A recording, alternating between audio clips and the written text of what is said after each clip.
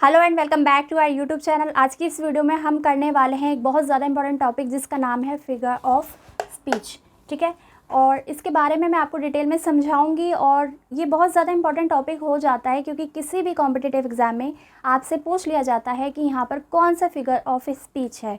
तो जब तक आपको पता नहीं होगा तो आप आंसर नहीं कर पाएंगे, राइट। तो पूरी समझ के लिए, पूरी अंडरस्टैंडिंग के लिए वीडियो में लास्ट तक बने रहिए और अगर आपने चैनल को सब्सक्राइब नहीं किया है तो कर दीजिए। करते हैं आज का ये वीडियो शुरू।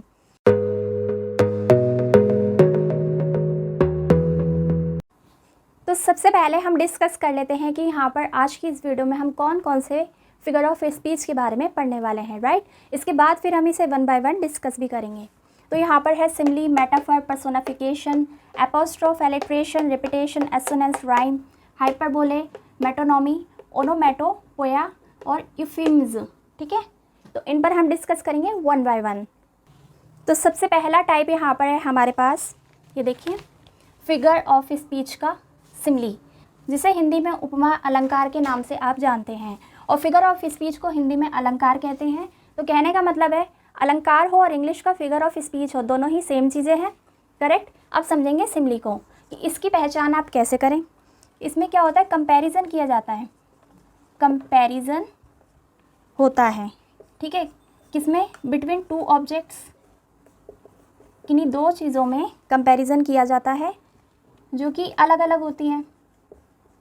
ठीक है, चीज़ें अलग होंगी तभी उनमें कंपैरिजन होगा। जो पूरी तरीके से कॉमन होगी, एक जैसी होगी, उसमें कोई भी तुलना नहीं की जाती। और दूसरी चीज़ ये, एटलीस्ट इसमें वन पॉइंट कॉमन होता है, एटलीस्ट वन पॉइंट कॉमन। देखिए एग्जाम्पल से जब हम समझेंगे तो आपको ये सारे पॉइंट क्लियर हो जाएंगे। वन पॉइंट कॉमन होता है। और तीसरी बात ये कि इसमें पर्सन की तुलना कभी पर्सन से नहीं की जाती, कभी पर्सन से नहीं की जाती। इसके आप नोट्स भी बना सकते हो, स्क्रीनशॉट भी ले सकते हो। तो फिर किससे होती है वही तुलना होती है पर्सन की। बस देखते जाइए आप, आपको बहुत अच्छे से समझ आएगा। थिंग से या फिर एनिमल से, ठीक है।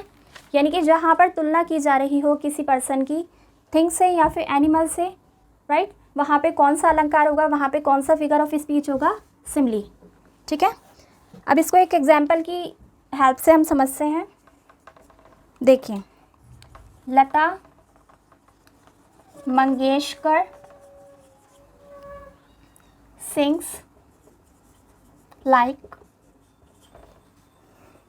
नाइटिंगेल्स। ठीक है, Lata Mangeshkar sings like nightingales.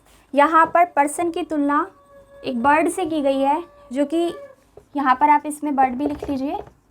ठीक है, पर्सन की तुलना पर्सन से नहीं हुई, पर्सन का कंपैरिजन यहाँ पर पर्सन से नहीं हुआ है। इनकी तुलना हमने कर दी नाइटिंगेल से। वो नाइटिंगेल तो नहीं थी, ठीक है, हमने तुलना की है उनसे, तो इसलिए यहाँ पर कौन सा फिगर ऑफ स्पीच है, सिमली। एक और एग्जाम्पल ले लेते हैं इसका। He is as soft as cucumber. ठीक है, he is as soft as cucumber. अब कोई व्यक्ति कुकुम्बर तो नहीं हो सकता, किसी व्यक्ति की तुलना हमने कर दी कुकुम्बर से। और एक इम्पॉर्टेंट चीज़ आपको मैं यहाँ पर बता दूँ कि इसकी पहचान क्या होती है। इसकी पहचान होती है लाइक, यहाँ लिख देते हैं लाइक, ठीक है, एज, सो, एज, ठीक है, सच एज, ठीक है, ये सभी इसकी पहचान होती है सिमली की। ठीक है, बहुत ही इजी था। आई रिपीट, कंपैरिजन होता है दो ऑब्जेक्ट में, एटलीस्ट वन पॉइंट इसमें कॉमन होता है। पर्सन की तुलना कभी पर्सन से नहीं होती बल्कि किससे होती है, थिंग से या फिर एनिमल या फिर किसी बर्ड से। एग्जाम्पल हमने यहाँ पर पढ़ लिए, इसको आप नोट डाउन कर लीजिएगा। अब बढ़ते हैं हम इसके नेक्स्ट टाइप की तरफ, जो कि है मेटाफर। ठीक है, अगला यहाँ पर टाइप है रूपक, जिसे मेटाफर, जिसे हिंदी में आप रूपक के नाम से भी जानते हैं, रूपक अलंकार। ठीक है, और इसकी क्या पहचान होगी मैं आपको बताऊंगी।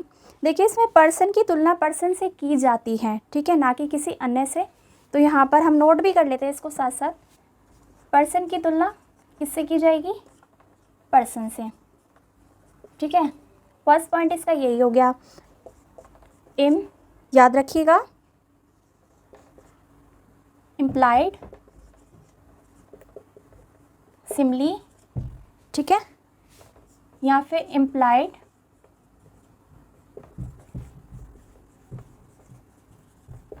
कंपैरिजन भी कहा जाता है, ठीक है। और इसमें सेम चीज़ की तुलना सेम चीज़ से की जाती है, ठीक है। सेम चीज़ की तुलना होती है, इसको समझेंगे। सेम चीज़ की तुलना होती है, जैसे पर्सन की पर्सन से, राइट, पर्सन की पर्सन से कंपैरिजन किया जाएगा इसमें। और थिंग का थिंग से, थिंग का थिंग से, ठीक है। एनिमल का एनिमल से कंपैरिजन होगा, एनिमल से, राइट। तो ये इसकी पहचान है। और वर्ब की थर्ड फॉर्म इसमें देखने को मिलेगी आपको। एग्जाम्पल इसके देखेंगे आप। Life is dream, life is dream. अब यहाँ पर लाइफ की तुलना लाइफ से तो नहीं की गई, ठीक है, ड्रीम से की गई है वर्ब की, ये वाली, ठीक है। ये इसकी पहचान हो गई। एक और एग्जाम्पल हम यहाँ पर ले लेते हैं। देखिए, camel is the ship of the desert, camel is the ship of the desert. यहाँ पे भी आ गया इज़, इसका मतलब यहाँ पर भी कौन सा फिगर ऑफ स्पीच है? मेटाफर, जिसे हिंदी में कहते हैं रूपक अलंकार। एक और एग्जाम्पल से समझते हैं इसको, ताकि आपको कोई कन्फ्यूज़न ना रह जाए। द न्यूज़ वॉज, आ गया देखिए वॉज यहाँ पर, a dagger, dagger to his heart, dagger to his heart, ठीक है। तो यहाँ पर ये पूरी तरीके से जो है आपका सिमली से अलग है, ठीक है। इसमें पर्सन की तुलना थिंग से नहीं की गई, ऑब्जेक्ट से नहीं की गई, सेम चीज़ों से की गई है, ठीक है। और सबसे बड़ी इसकी पहचान है कि इसमें इज़, एम, आर, वॉज, व, और ये इसकी पहचान है। इसको नोट डाउन कर लीजिएगा आप और स्क्रीनशॉट भी ले सकते हैं। अब हम चलेंगे इसके तीसरे काइंड की तरफ, इसके तीसरे टाइप की तरफ। तो अगला है इसमें पर्सोनिफिकेशन, जिसे हिंदी में मानवीकरण अलंकार कहा जाता है। मानवीकरण अलंकार, ठीक है। मानवीकरण यानी किसी चीज़ को एज ह्यूमन प्रेजेंट करना।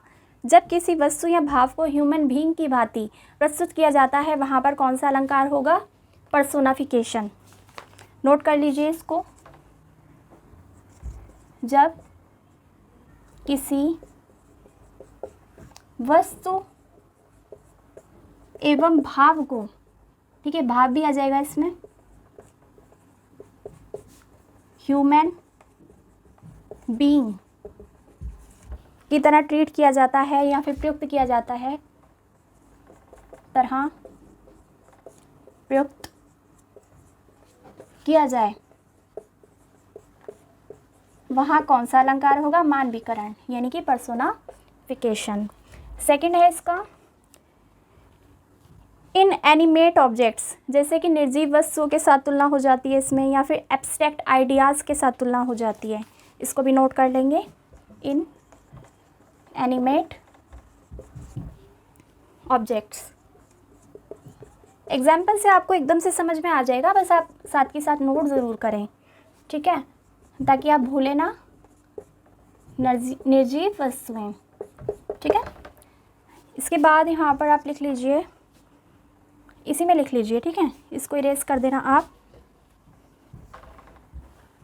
एब्स्ट्रैक्ट आइडिया, एब्स्ट्रैक्ट आइडिया यानी कि अमूर्त विचार। तो ये इसकी पहचान मैं आपको लिखवा रही हूँ, ये लिखवाना बहुत ज़रूरी है। अगर मैं आपको वर्बली ऐसे ही बता दूँगी तो आप भूल जाएंगे, इसको नोट ज़रूर से करना। आज चलते हैं इसके एग्जाम्पल की तरफ। ठीक है, पहला इसका एग्जाम्पल हम लेंगे, a clock has 3 hands. A clock has 3 hands. अब देखिए किसी घड़ी के 4 हाथ तो बिल्कुल नहीं होते, सॉरी 3 हैंड, 3 हाथ तो बिल्कुल नहीं होते, है ना, लेकिन उसको ऐसे ह्यूमन बीइंग की तरह प्रेजेंट किया जाता है कि एक क्लॉक के 3 हैंड्स होते हैं। तो यहाँ पर कौन सा वाला फिगर ऑफ स्पीच होगा, पर्सोनाफिकेशन। एक और एग्जाम्पल लेंगे यहाँ पर, डेथ। ठीक है, death lays her icy hands on kings। ठीक है, यहाँ पे भी पर्सोनाफिकेशन हो गया। पीस हैज़, अगला देख लो फटाफट, हर विक्ट्री। शांति के पास अपनी एक विक्ट्री होती है। यहाँ पर शांति का मतलब है भाव से है, ठीक है, तो यहाँ पर इसको भी एज ह्यूमन बीइंग हमने रिप्रेजेंट करा है पीस को, तो इसलिए यहाँ पर कौन सा हो जाएगा, पर्सोनिफिकेशन। ठीक है, एक और एग्जांपल लेंगे last, the flowers danced, the flower danced in the gentle breeze. The flower dance in the gentle breeze, right. अब फ्लावर डांस तो नहीं कर सकते, लेकिन उसको ह्यूमन बीइंग की तरह प्रेजेंट किया गया है यहाँ पर, इसलिए यहाँ पर कौन सा होगा, पर्सोनिफिकेशन। तो बहुत ही ईजी है, एग्जाम्पल की हेल्प से आपको बिल्कुल अच्छे से समझ आ जाएगा। ठीक है, अब हम चलेंगे इसके 4th काइंड की तरफ, जो कि है एपोस्ट्रॉफ। आप फर्स्ट है इसमें 4th नंबर पे एपोस्ट्रॉफ। देखिए हिंदी में इसको आप विस्मयादि बोधक के नाम से जानते हैं। इसकी पहचान क्या होती है, इसे कहा जाता है एपोस्ट्रॉफ। जहाँ पर ये दिख जाए आपको, वहाँ पर 101% एपोस्ट्रॉफ अलंकार होगा, या फिर आप कह सकते हैं फिगर ऑफ स्पीच होगा। नेक्स्ट इसका काइंड है एलिट्रेशन। इसको हिंदी में कहा जाता है अनुप्रास अलंकार। और इसकी पहचान क्या होती है, ध्यान से समझिएगा, जब पहला लेटर बार बार रिपीट होगा वहाँ एलिट्रेशन अलंकार होगा। For example furrow, followed, free. तो यहाँ पर जो फर्स्ट लेटर है इन वर्ड्स का, ये बार बार रिपीट हो रहा है, इसका रेपिटेशन हो रहा है, इसलिए यहाँ पर एलिट्रेशन है। देखिए जो लेटर की आवृत्ति होती है या फिर रेपिटेशन होता है, वहाँ पर एलिट्रेशन होता है। ठीक है, जैसे कि इसमें भी देखिए फर्स्ट लेटर जो है वो बार बार रिपीट हो रहा है, सम में, स्पेशल में एंड सर्वेंट में। ठीक है, यहाँ पर भी देखिए ऑल, ए ए ए ए। तो जहाँ पर लेटर की रेपिटेशन होता है वहाँ पर एलिट्रेशन होता है। इस बार फिर से हमने 2 यहाँ पर काइंड ले लिए। पहला है रेपिटेशन।